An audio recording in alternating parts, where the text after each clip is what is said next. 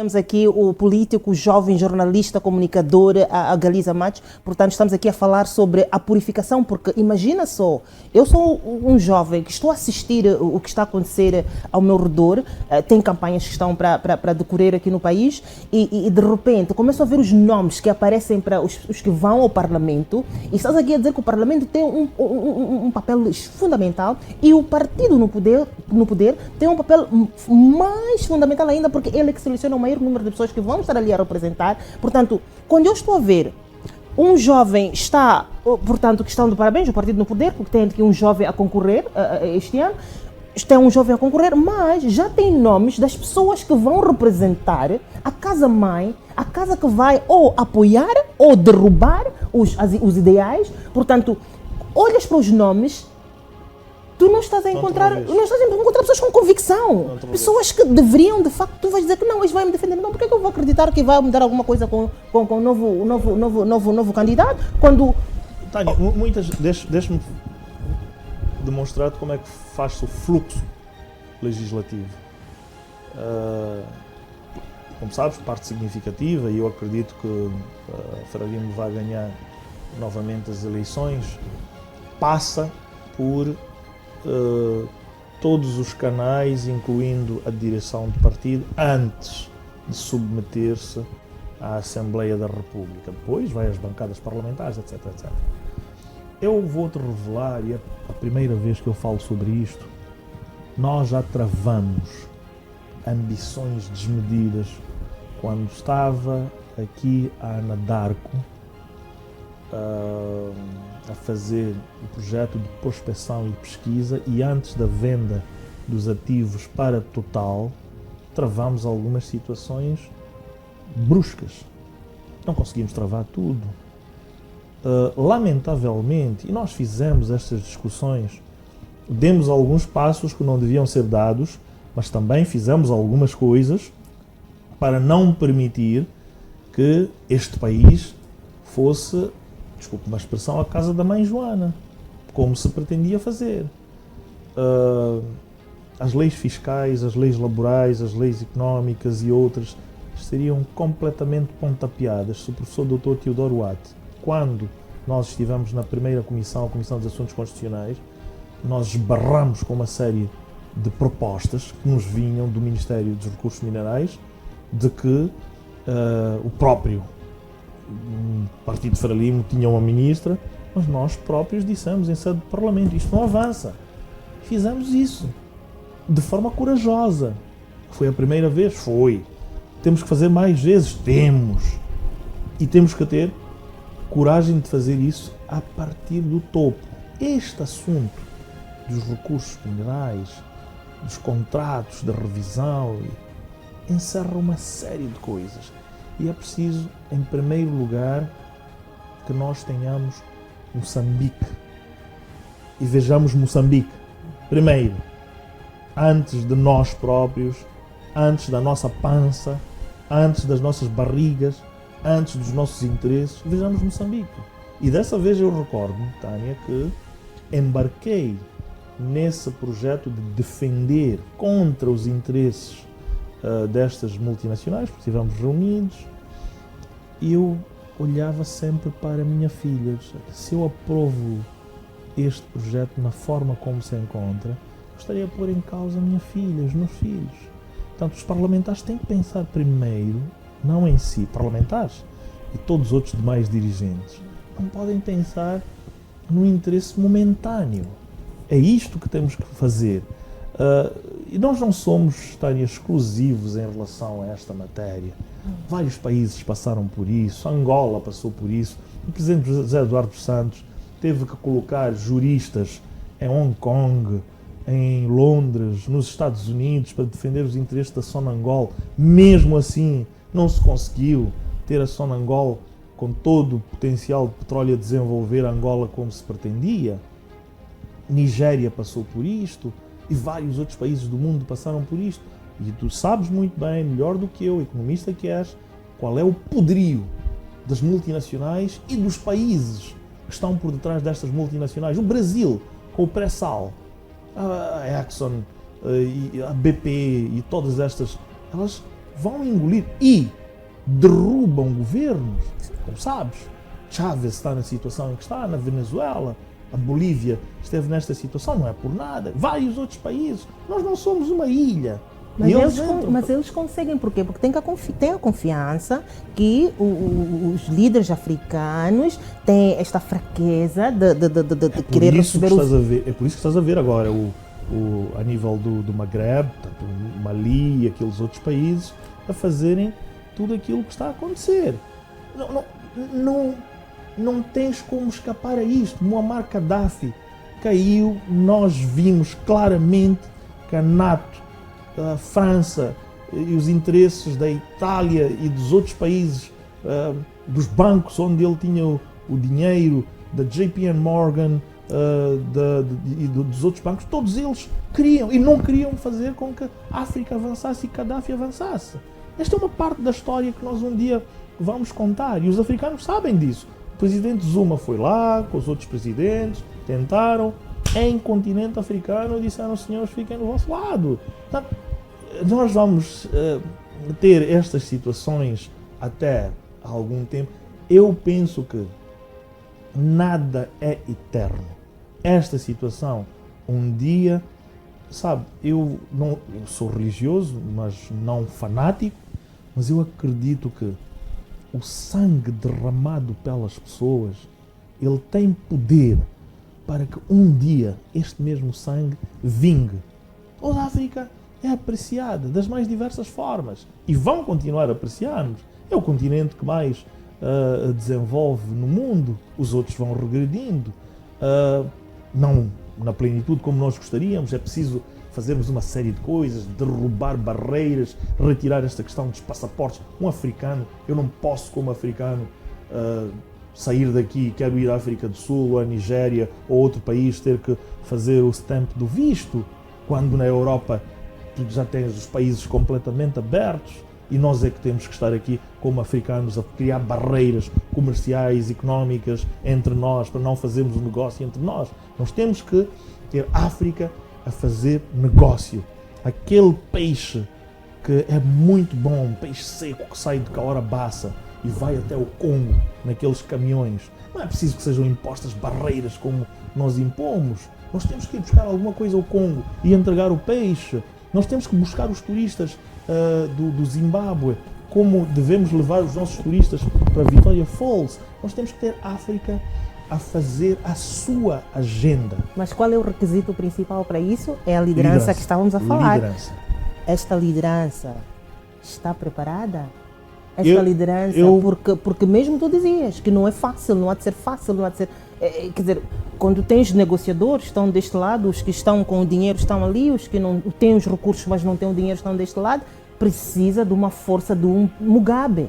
O Mugabe morreu a defender categoricamente, a dizer que eu não vou me impor, eu não vou me deixar levar por eu acredito na minha identidade, acredito nos meus recursos, acredito na minha África. Portanto, acredita que nós temos hoje líderes purificados como um Samora Machel, que estava disposto a dar a vida para defender o povo. Porque é isto que requer para conseguir estar na mesa de negociação e pôr o pé no chão, como fizeram aqueles rapazes nos países lá de cima. Portanto, eles decidiram, porque a decisão principal é o povo é que merece esta ousadia. Puseram tudo de lado. Acredita que nós temos mesmo esta preparação mental? Gradualmente vão surgindo sinais de que a África vai... Não temos, obviamente, nem os Mondlanes, nem Agostinho Neto, Thomas Sankara, Roberto Mugabe e outros panafricanistas como tivemos em outros momentos, mas a África vai dando sinais. Senegal, neste momento, deu um sinal. Tens lá um jovem que está a romper com aquilo que habitualmente acontecia. Cabo Verde é uma democracia completamente estável. Eu penso que depois destes sinais que foram dados na África do Sul, de que tu conheces muito melhor do que eu, com a DA a pressionar o ANC, haverão também sinais.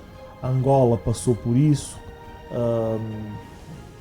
A UNITA mostrou com Adalberto Costa Júnior algum poder, e isto implica a liderança do MPLA mudar. A nível da Namíbia, igualmente, Windhoek parece-me que foi para as mãos de um outro partido.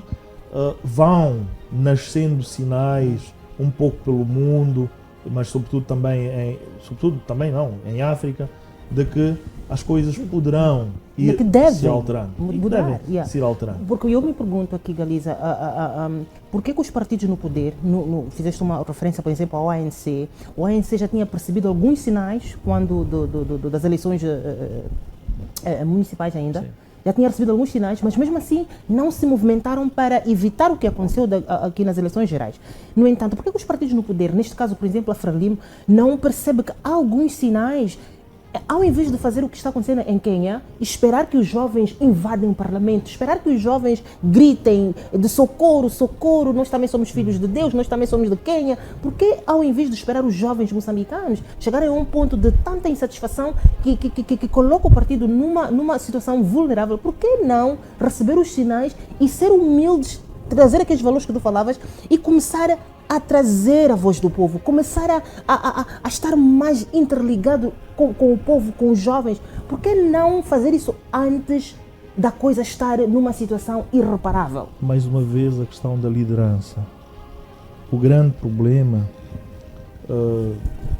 dos nossos partidos, eu não tenho receio de dizer isto, é que, em parte, nós não temos a humildade de, até começando em casa, ouvir a nossa empregada: olha, como é que você está?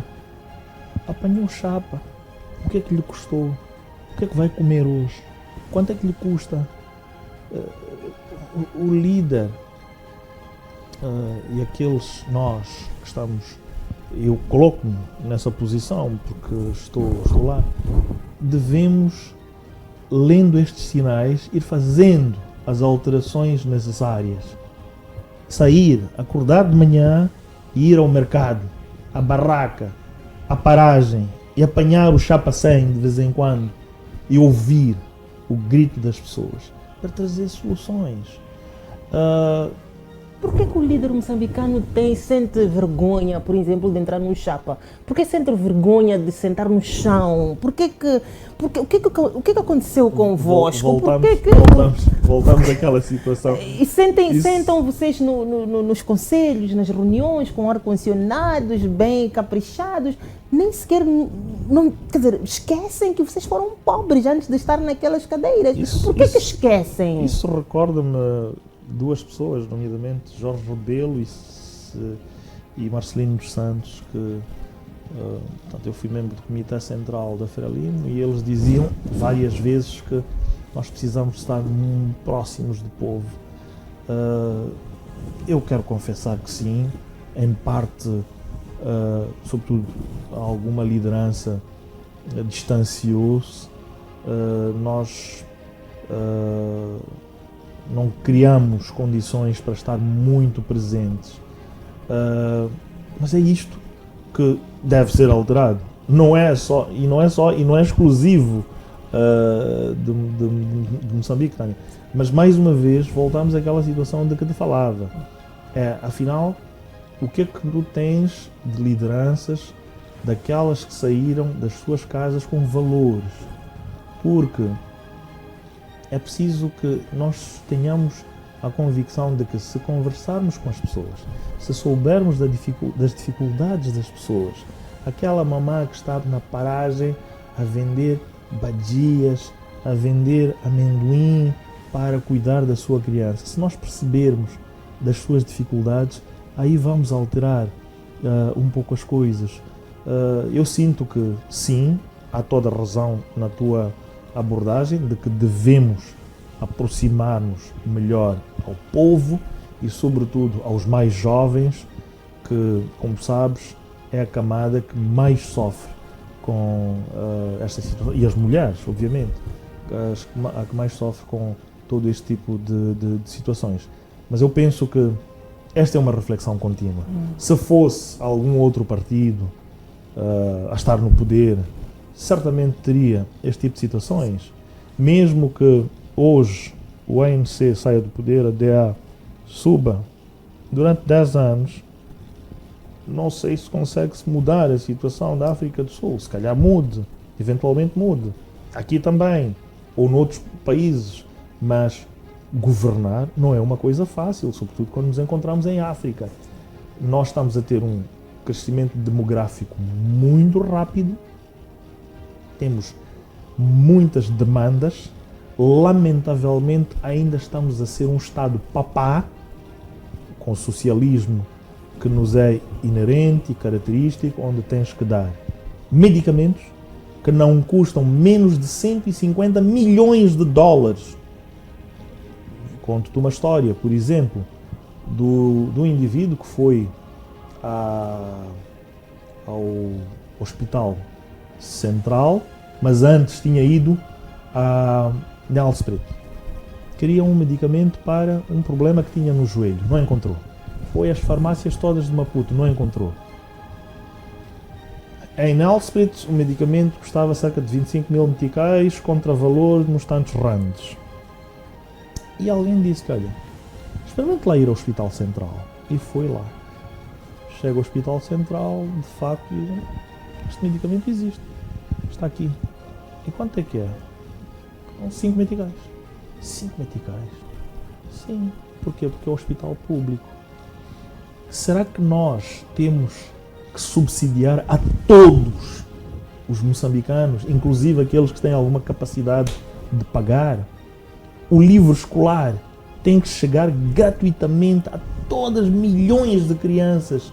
Gratuitamente. Quanto é que custa imprimir todos os livros escolares para as milhões de crianças? As carteiras escolares, as escolas, o giz, a bata, o salário do professor. Gratuitamente. Este Estado vai aguentar-se? O polícia, a bala, a farda, o uniforme, o salário. Vamos aguentar? O enfermeiro. E depois temos estes problemas das horas extras. Então, tudo isto tem que ser debatido na perspectiva económica, de sobrevivência do Estado. O que é que efetivamente nós devemos fazer? Em minha opinião, vocês, os economistas, devem discutir deste tipo de problemas. Terceirizar alguns serviços, por exemplo, em determinados hospitais. É naquelas escolas onde seja possível fazer mais do que as crianças fazem, por exemplo, nós fazíamos e eventualmente tu fazias, as machambas escolares, colocar as crianças a produzirem. E nós tivemos em Vilanculo, por exemplo, machambas escolares onde se produzia hortícolas, onde tínhamos pomares de limão, e pôr as crianças a fazerem isso, não como forma de, entre aspas, castigo, mas como forma de educá-las a terem a sua própria sobrevivência. E é um bem alimentar que vai alimentar as próprias escolas que precisam dos giz, que têm as carteiras partidas, que têm o vidro partido, que não têm a energia, não conseguem pagar o guarda. Nós temos que pensar neste país de uma forma, como dizia mais uma vez Daniel Chapo ontem, desculpe-me ir a este exemplo, fora da caixa. Nós pensamos sempre em fazer as mesmas coisas de forma sempre igual. Não pode. Não pode. Temos que alterar as coisas. E eu penso que eu dou muita fé aos próximos tempos para que, com novas lideranças, não vai ser, obviamente, nos primeiros anos, porque é preciso arrumar a casa. Mas a casa pode ser arrumada com uma decisão, nos primeiros 100 dias, com uma decisão. Vamos lá, Galiza, sabendo que há sinais, há pressão, há alguma coisa que tem que ceder. As raízes estão estabelecidas e para retirar essas raízes começas, por exemplo, por dizer que nenhum ministro deve ter o seu carro. Cada um que leva o seu carro, que não tem condições de ter carro, entra de chapa, vai ao governo, vai ao ministério, entra de bicicleta, vai ao ministério. Começas, por exemplo, a tirar as regalias desnecessárias, porque o dinheiro que devias estar a comprar as carteiras, o dinheiro que devias estar a fazer fardamento das polícias, tu estás a gastar com o processo administrativo. Tu tens um bolo de dinheiro que é gasto no processo administrativo, nos intermediários, mas o dinheiro para chegar à pessoa, no beneficiário, ele fica pendurado na administração. Portanto, há muita coragem que é requerida, no sentido sentido de vamos reestruturar, reengenhar. Há de ser medidas, não se pode pensar, há de ser medidas boas, corajosas, mas não se pode pensar apenas... Era hipotético, sim. Eu concordo, em algum momento tomaram-se este tipo de medidas, nomeadamente a necessidade de andar-se na classe económica e outro tipo de medidas. E não viajar sem necessidade. Portanto, tragam a eles para aqui, gastem o dinheiro aqui, em vez de irmos às Europas com 10 pessoas de protocolo, esse dinheiro todo. Claramente, isto eu concordo plenamente, e aí estou de acordo contigo, mas é preciso fazer muito mais do que isso, porque não há onde ser, certamente, é um peso, obviamente, um determinado número de viaturas, algumas umas e outras regalias, mas não há de ser isso. Há muito mais que se faça, porque existe muito dinheiro neste país que deve ser captado e existe muito dinheiro que está a sair, que é preciso que haja coragem de ir ver. Coragem. Aí. A coragem, e a coragem é uma coisa que tu disseste numa entrevista, a coragem vai requerer também ter a liderança com capacidade de ouvir críticas e não estar rodeado de pessoas, como dizias, de lambibotas, que vão dizer que isso está correto só para parecer bonito, está correto, quer dizer, mas isso também é feito, não é só o lambibota que é culpado, é o próprio líder que deseja ser lambido, é o líder que deseja ser, quer dizer, ele não tem uma identidade forte em si, sem que alguém diga, tu és bom, tu és bonito, tu és isto. Então, há que, de facto, muito trabalho para ser feito. Não, definitivamente, e como disse nessa entrevista, eu já disse numa outra entrevista ao jornal Dossiers e Factos, os lambibotas são uma estirpe de gente que não deve existir. Não se pode ter pessoas que transmitem às lideranças a ideia de que está tudo bem. Não. É preciso dizer claramente, isto não está bem, tenha coragem de me ouvir e é preciso que da parte do líder ele seja assessorável. Esse é o ponto mais importante. Exatamente. O sinal que o líder tem que dar que eu quero receber críticas, eu gosto de críticas. Então, por exemplo, eu vou dar uma crítica ao candidato atual. Pois. Eu vou dar uma crítica. Tem o vosso slogan, vamos trabalhar. Quer dizer, para um jovem, que estamos a ver um jovem entrar no poder, estamos a criar uma esperança, uma inspiração. Vamos trabalhar, é muito básico, nós já estamos a trabalhar, os jovens já estão a trabalhar, portanto nos angariar com a ideia de que vamos trabalhar é tão básico, tão... Mas Tânia, tem a outra parte. Vamos pensar fora da caixa, vamos com... Tem a outra parte, é que nós pensamos que estamos a trabalhar, nós não estamos.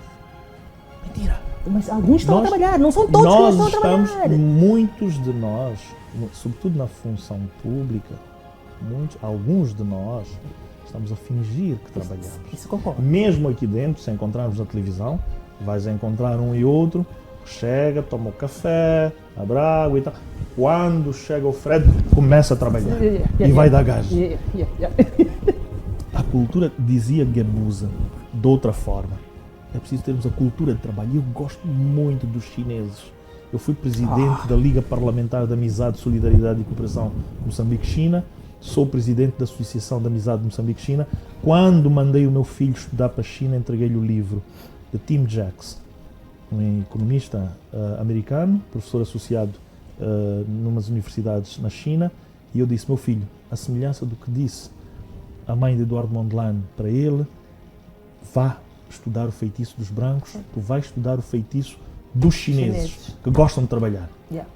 Gostam de trabalhar. Encontras um jovem, como eu encontrei em Beijing, num restaurante, estive a tomar o meu copo e perguntei a ele, quantos anos tens? 24 anos. O que é que estás aqui a fazer? Estou a servir. Daqui para onde vais? Vou para outro emprego. Ele dorme 4 a 5 horas por dia, passa por 3 empregos. Sai daqui, vai para ali, sai daqui, vai para ali, sai daqui, vai para lá. Cultura de trabalho.